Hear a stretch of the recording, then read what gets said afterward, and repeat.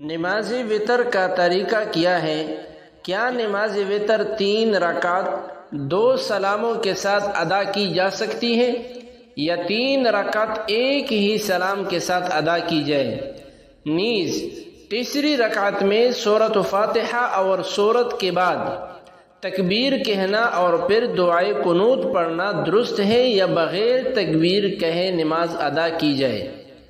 تو معزز سامعین، احناف کے نزدیک وتر کی نماز 3 رکعت ایک سلام کے ساتھ پڑھنا ضروری ہے۔ اس کے دلائل احادیث مبارکہ کی روشنی میں کتابوں میں موجود ہیں۔ اس لیے حنفی مقلد کے لیے 2 سلام کے ساتھ وتر پڑھنا درست نہیں ہے، اس سے وتر ادا نہیں ہوں گے۔ نیز تیسری رکعت میں تکبیر کہی جائے گی، اس کے بعد کوئی دعا پڑھنا بھی ضروری ہے اور قنوت کی مشہور دعا پڑھنا بہتر ہے، دعائے قنوت۔ تو خلاصہ یہ کہ وتر کی نماز 3 رکعتیں ہیں جو مغرب کی نماز کی طرح ایک سلام کے ساتھ پڑھی جاتی ہیں۔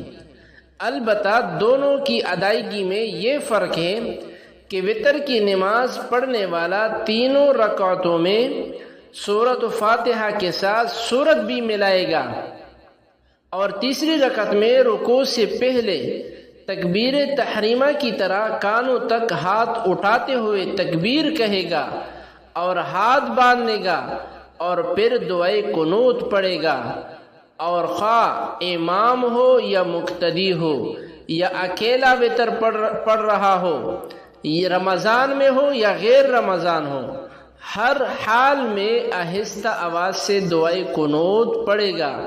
اس کے بعد رکوع کرے گا اور عام نمازوں کی طرح تیسری رکعت مکمل کر کے سلام پھیرے گا۔